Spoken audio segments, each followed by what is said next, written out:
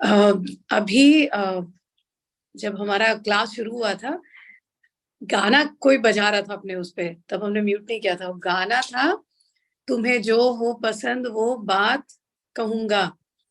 And I remember this song. So I don't know Hindi songs, और वो पुराने वाले हिंदी गाने तो मुझे नहीं पता है, बिकॉज नहीं, इतना नहीं सुना था। I did grow up in that generation. पर ये वाला जो गाना है, गुरुजी बहुत गाते थे। और मुझे लिरिक्स याद है, बट जब वो गाते थे तब वो चिढ़ाने के लिए एक एक लिरिक को एनंसिएट करके जानबूझ के, मतलब उसका किसी कॉन्टेक्स्ट में वो गाना गाते थे, फिर सुनाते थे। तो वैसे मुझे याद था, बट मुझे अपने आप से नहीं याद आएगा कभी भी। एंड जब वो गाना बजा, आई was like oh my God. और जब वो बज रहा, तो क्लास ज्वाइन कर रहे थे, तब मैं अपना धूप जला रही थी भगवान के लिए, मेंटली, मतलब मन से। मैं पापा से बात, गुरुजी से बात कर रही थी, और तब तक ये गाना बजना लगता है। सो आई वाज लाइक वाह Guruji, very good day for us. Guruji is present with us. आज हम लोग बात करने वाले हैं बुध ग्रह की। Okay, we are going to start Budh Graha sadhana. ऐसे बहुत से लोग हैं who come, take the mantra and then disappear. अगर आप लोग को ऐसे लगता है कि आप लोग ऐसे मंत्र लेके अपना चैंट करने लगोगे और भगवान आपको फल दे देंगे, ऐसा कभी भी नहीं होता है। Only thing that will happen is you will remain indebted to me in every incarnation that I take, and not just indebted to me, to the entire lineage of gurus. So be very particular when you take mantras from any person on earth. There is a debt bond that is created. आपका एक उस इंसान के प्रति जो है एक कर्म क्रिएट हो जाता है, एक कर्म बन जाता है। आपको ऐसा लगता है मैं इस गुरु से भी ले लूं, उस गुरु से भी ले लूं, उस गुरु से भी ले लूं, इस इंसान से भी ले लूं, ये गुरु जी के साथ बहुत साल रहा है, इसके साथ भी ले लूं, इसके साथ भी ले लूं। और आपको लगता है भैया मेरे को सारे मंत्रों की साधना, मेरे को सारे मंत्र जो है आ गए। लोगों को ऐसा लगता है, उनको लगता है भैया हम तो बहुत, क्या फायदा एक के पास जाके। कुछ नहीं होता है, आपका कर्जा चढ़ता जाता है, आपके ऊपर ऋण चढ़ता जाता है। इन हर इंसान का, चाहे वो गुरु हो चाहे वो नहीं हो, वो जिस भी गुरु के साथ जुड़ा है, उस पूरे गुरु मंडल के साथ आपका ऋण का एक कर्म जो है बंधते जाता है, और आप कई साल बैठ के उसको चुकाते जाते हो। इसलिए ये लोग, जो लोग करते हैं कि क्लास में आते हैं, मंत्र लेते हैं, तुरंत डिसअपियर हो जाते हैं और बाकी के क्लासेस नहीं अटेंड करते हैं। आप करते रहो जो भी करना है। हर जन्म में जब भी गुरु मंडल में से कोई भी अवतरित होगा, आप उसके जो है ऋणी बने रहोगे। आपकी आध्यात्मिक उन्नति रुक जाती है। एकलव्य की कहानी आप सबने सुनी होगी। एकलव्य के साथ क्या हुआ था? एकलव्य ने सब कुछ सीखा और अंत में क्या हुआ, उसको अपना अंगूठा देना पड़ा गुरु दक्षिणा में, और वो सारा का सारा ज्ञान जो है धरा का धरा रह गया, वो नहीं इस्तेमाल कर पाया उसको। यही होता है जब आप लोग लेते हो, फिर जाके किसी को दे देते हो जो बिल्कुल उसके लायक नहीं है। आप लोग ऋण इकट्ठा करते हो, और उसके बाद आप लोग जो है बाकी के कर्म इकट्ठा करते हो, उसमें तो मुझे खैर जाना ही नहीं। और भैरव दोष इकट्ठा करते हो, वो अलग से। फिर आप लोग जो है हर जन्म में किसी ना किसी के पास जाओगे, बोलोगे मेरे को तकलीफ क्यों हो रही है? आप ही के कर्म है जो आपको तकलीफ दे रहे हैं, किसी और का नहीं। मंत्र जप ये सब भी बहुत शुद्धि का काम है, इसमें दिमाग नहीं लगता। आज हम लोग बुध ग्रह की बात करने जा रहे हैं। मंगल ग्रह हमारे हो गए, सूर्य हो गए, चंद्रमा हो गए, मंगल हो गए, आज बुध ग्रह की बात। बुध ग्रह क्या है? बुद्धि, दिमाग। हर किसी को लगता है बहुत बहुत दिमाग, उसके पास बहुत दिमाग है, बहुत इंटेलिजेंट है। ऐसा तो किसी को लगता ही नहीं कि बहुत बुद्धू है।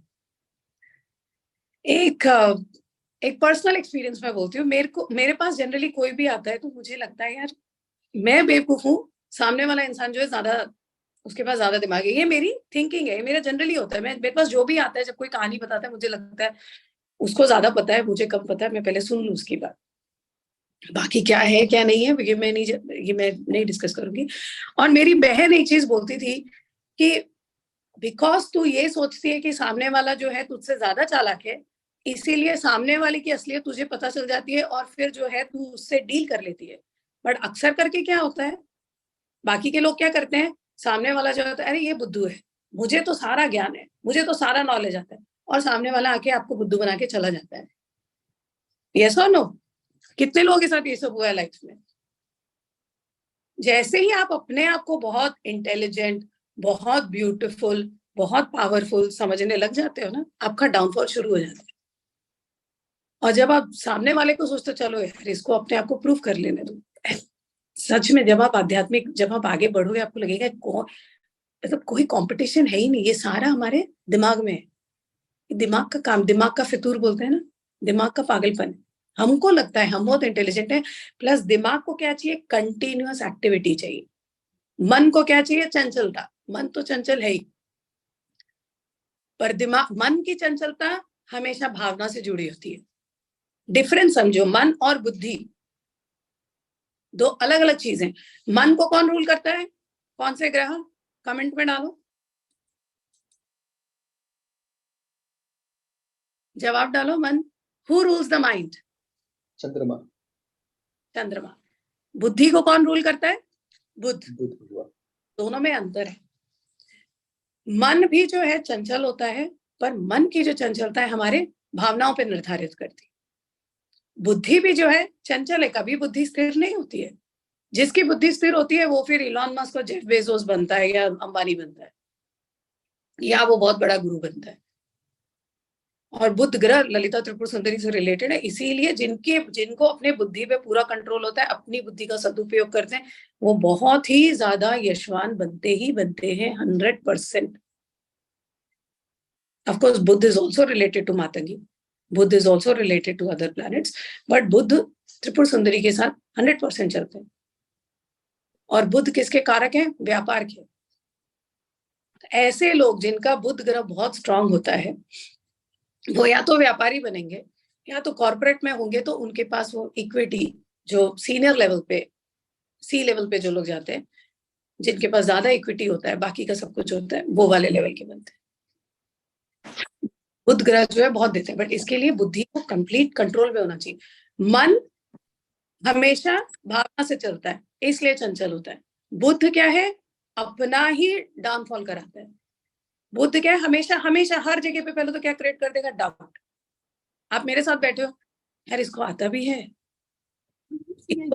ओ अच्छा, मैंने बेल नहीं बजाई। अच्छा विमल प्लीज। बुद्ध क्या करेगा, हमेशा बुद्ध हमेशा डाउट, पहले तो डाउट डाल देगा, इसको आता है, इसने सच में इतनी साधनाएं की है। कई लोगों को ये भी लगता है मैं बहुत यंग हूँ, साधना कब की है, तो मैं ये भी बता दूं भैया, मैं तो साधना करी थी जब मैं 9 साल की थी। और आज भी मेरे बच्चे, मेरी बेटी 12th में है अभी, कंटिन्यूअसली अनुष्ठान पे अनुष्ठान मैंने उसका शुरू करा दिया, बिकॉज मुझे भी पता है कॉलेज जाएगी, कुछ 1-2 साल उसका ब्रेक हो जाएगा। जब आप अपने बच्चों को बचपन से ही सिखाने लगते हो, बाय द टाइम वो 30-35 साल के होते हैं, उन्होंने सारी 10 महाविद्या कर ली होती है, और फिर वो कभी गलत लाइन पे जाते ही नहीं है। उनके साथ मुझे कोई टेंशन नहीं है, ये असंस्कारी, ये संस्कारी, वो संस्कारी। जिसके साथ 10 महाविद्या चल रहे हैं, उसके साथ हमेशा गुरु चल रहे हैं, वो कभी भी गलत रास्ते पे नहीं जाएगा, गलत काम नहीं करेगा 100%, चाहे देश काल कितना भी प्रभाव डाले। सो बुध ग्रह क्या करते हैं, सबसे पहले डाउट डालते हैं। एंड गुरु जी के साथ भी कई शिष्य थे, और स्पेशली जब लक्ष्य चंडी जब गुरुजी ने कराया था, कई शिष्य थे, सालों सालों 15-15 20-20 साल पुराने शिष्य। एक पूरा का पूरा उन्होंने ग्रुप बनाया कि ये गुरुजी के पास आके हमारा कुछ नहीं होता है। और 15-20 लोगों ने, जो कम से कम 15-20 साल से आते थे गुरुजी के पास, सब ने गुरुजी को एक साथ उठा के छोड़ दिया। सबने डिसाइड किया। और वो कैसे होता है, एक पर्सन जगता है, कान फूकने वाला। धीरे धीरे उसने सबके दिमाग में डाउट डाल दिया, और 15-20 लोग जो बहुत पुराने साधक थे, ये सब गुरुजी को छोड़ के चले गए। गुरुजी भी गुरुजी थे। गुरुजी ना कभी किसी के अगेंस्ट उन्होंने मन में ना बहुत राग रखा, ना बहुत द्वेष रखा, कभी भी नहीं। और जो सच में गुरु होता है उसको पता है भैया कौन करा रहा है, कौन नहीं करा रहा है। ही न्यू कि ये पर्सन नहीं है, ये तो आसुरी शक्ति है। बहुत ज्यादा तुमने जब साधना की है, तो ये वाला सारा का सारा उत्पन्न होगा, तुम जाओगे जब। 1 साल 2 साल में सब के सब जब बर्बाद हो गए, फिर आए गुरु जी के पास। ये सब कौन कराता है, बुध ग्रह। जब बुध अनुकूल नहीं होते हैं, तो इंसान गलत डिसीजन लेता है, तब इंसान जो है डाउट क्रिएट करता है। एंड डाउट में कभी लव, प्रेम नहीं एग्जिस्ट कर सकता। मेरा बेटा है तब तक तो मुझे बहुत प्यार है, चाहे वो जेनेटिकली मेरा बेटा ना भी हो। पता चलता है कल को डीएनए टेस्टिंग हो, भैया मेरा बेटा निकले ही ना, पर मुझे ये डाउट ही नहीं है तब तक तो भैया मेरे बेटे के साथ मुझे अनकंडीशनल लव है, मुझे इतना प्यार है कि पूछो मत। और जिस दिन डाउट हो गया, जिस दिन मुझे शंका उत्पन्न हो गई कि ये मेरा बेटा है कि नहीं है, उस दिन चाहे वो डीएनए टेस्टिंग हो ना हो, फिर भी मुझे जो है डाउट होगा और उस दिन मेरा प्रेम जो है खत्म हो जाएगा उसके लिए।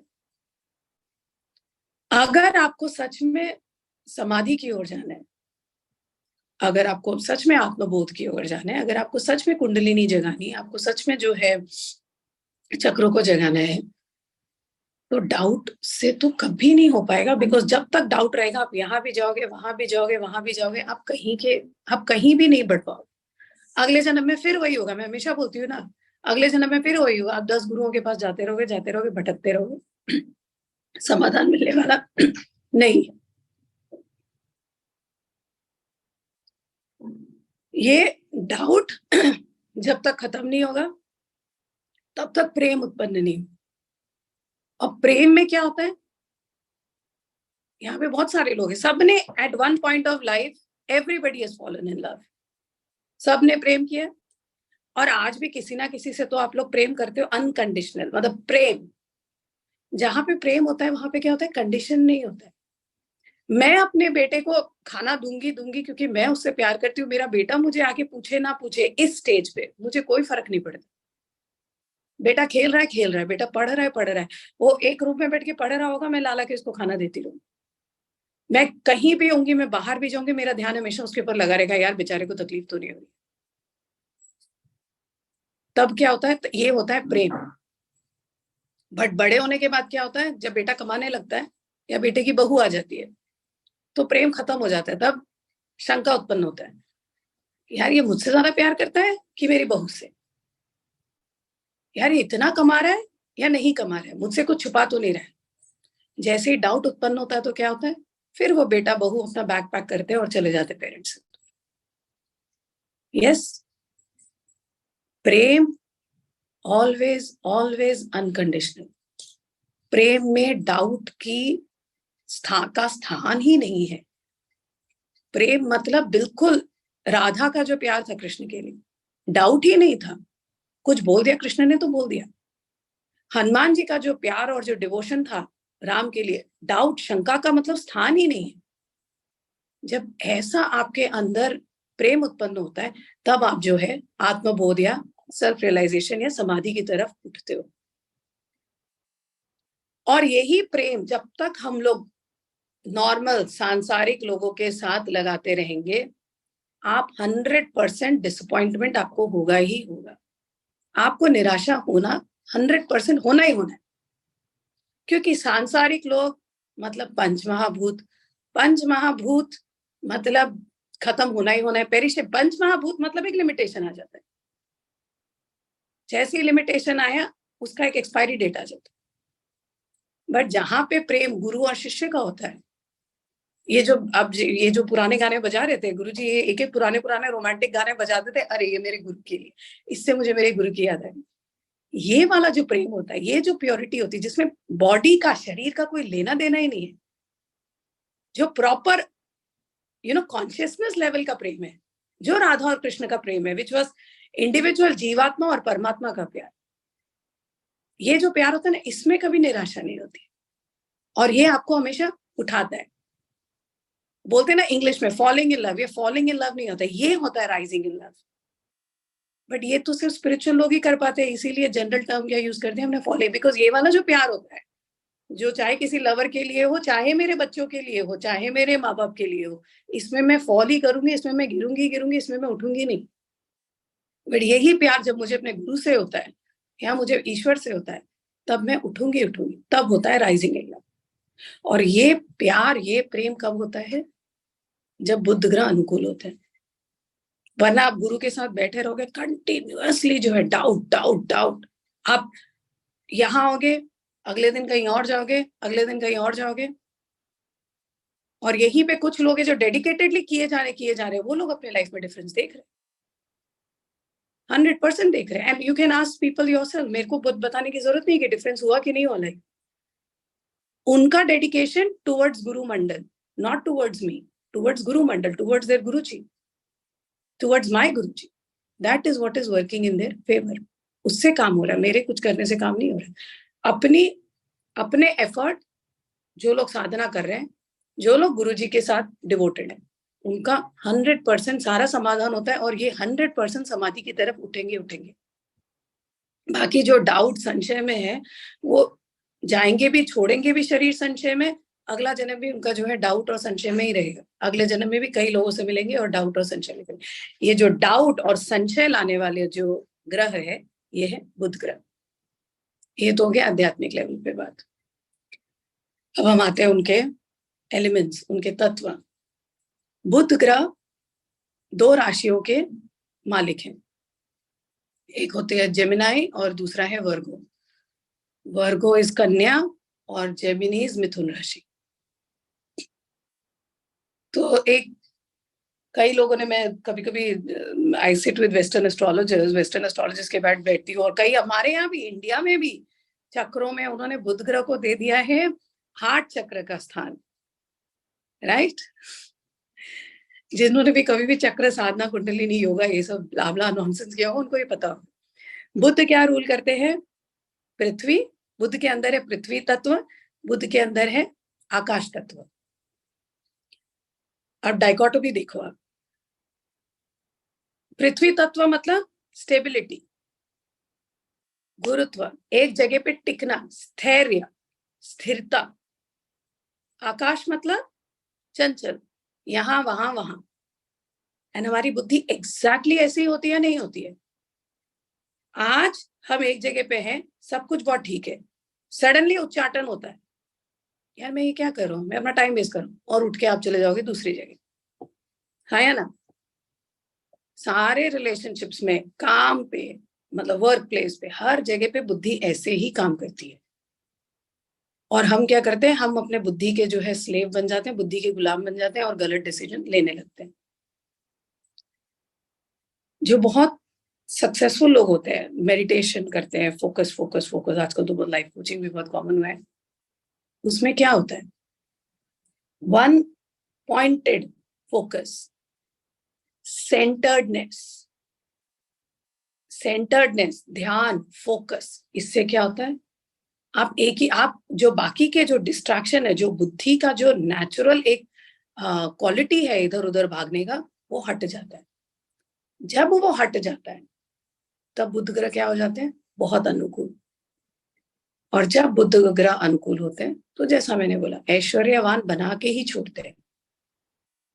और जिसको बिजनेस में सक्सेसफुल होना है, जिसको सर्जरी में सक्सेसफुल होना है, या जिसको इंटरनल मेडिसिन में सक्सेसफुल होना है, इनको तो मतलब बुध ग्रह बहुत ही ज्यादा अनुकूल बनाना चाहिए। बुध ग्रह के साथ रिलेटेड जो देवता है वो है भगवान गणेश। कोई इसके पीछे भी लॉजिक समझो, स्टोरीज बहुत सारी है, ये वो ये, लॉजिक समझो। आज मैंने डिसाइड किया मुझे अपना ये बिजनेस शुरू करना है। Lord Ganesha is the Lord of obstacles, विघ्न खड़े करते। सबसे बड़ा विघ्न क्या है? हमारा अपना दिमाग।